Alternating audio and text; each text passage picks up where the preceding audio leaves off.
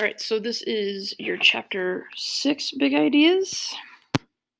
So this is going to be the Revolutionary War and the two governments that we're going to form during this time period.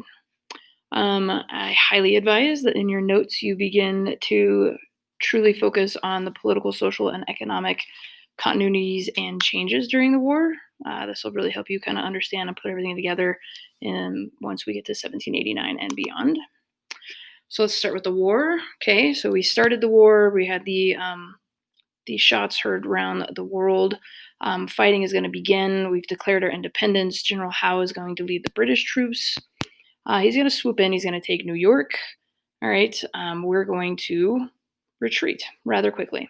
Colonial troops were outgunned. They're outmaneuvered. And we're going to head out over to New Jersey, all right, where we're going to have the Battle of Long Island. This is just a map of the idea of where the Loyalist strongholds were and the Patriot strongholds. Remember, the Loyalists were loyal to the crown. Patriots were patriotic to the rebellion. All right, so General Howe's strategy is going to force a surrender rather than destroying enemy forces. He just wants to push us into surrendering, while General Washington's strategy is to draw the British away from the seacoast and their supply lines.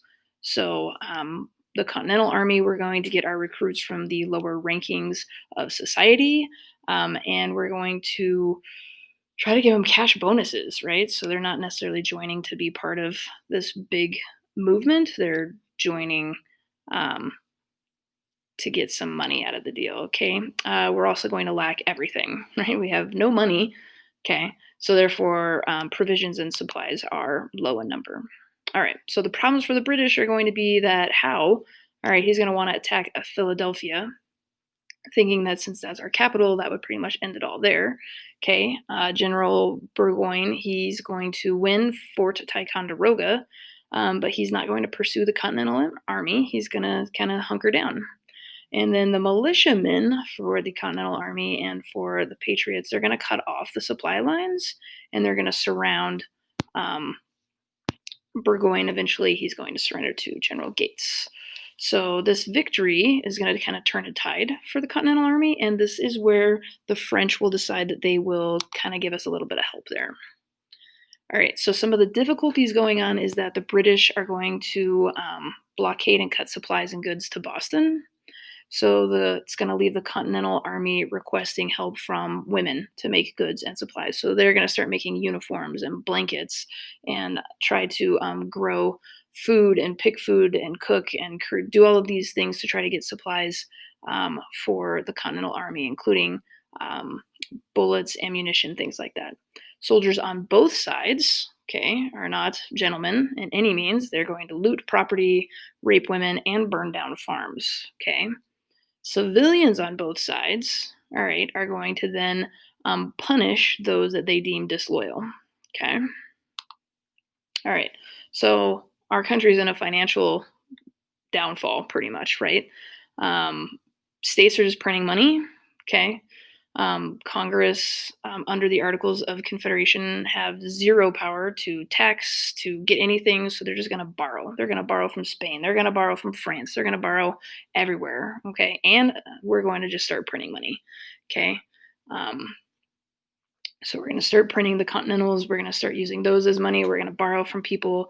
Really, we're just going to deplete all of our funds, and we're going to put our country into this huge state of inflation. Valley Forge is where General Washington is going to retreat for the winter. This is going to be where morale is going to struggle.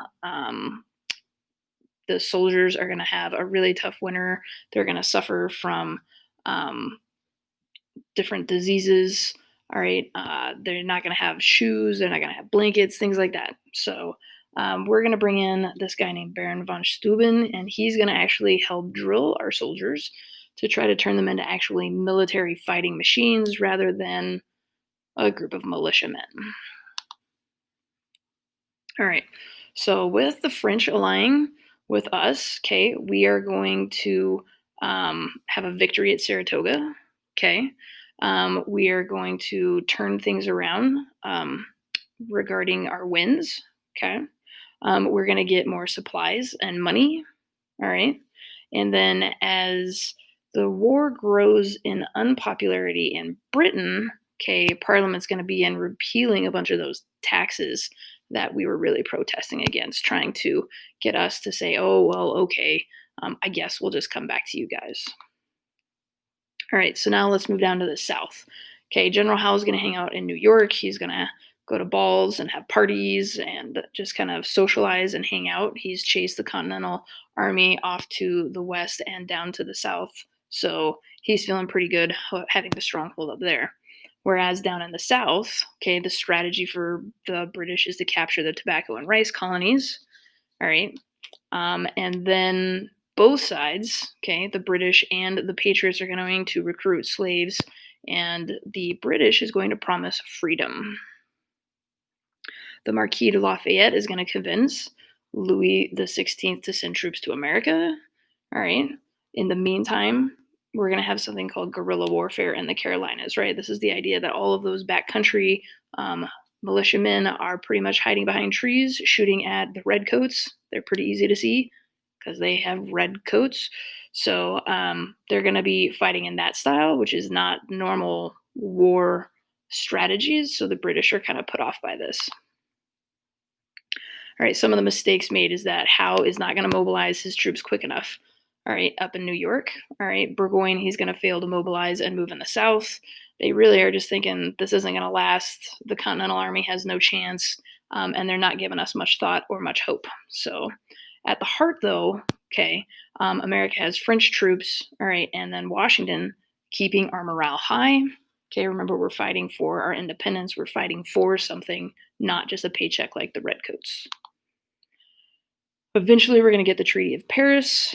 Okay, so Britain is going to surrender at Yorktown. We're going to have the treaty. Great Britain's going to recognize our independence. They're going to relinquish some claims on the lands out by the Great Lakes. This is really going to come down hard on the natives because, again, we're going to go move right into their land, and any alliance that we had for them for the war is pretty much thrown out at this point. Okay. America is going to allow British merchants to recover their pre-war debt. I don't know how that's going to happen, right? Because we don't have any money, so we can't pay them back. And so then we're going to tell the states that they have to return any confiscated property that they took from the loyalists, which we're not going to do. France and Spain are also going to sign something called the Treaty of Versailles, all right? And this is going to bring peace in Europe between Britain, Spain, and France. So we're going to have all of these different treaties kind of going on so that we can have this time of peace, okay?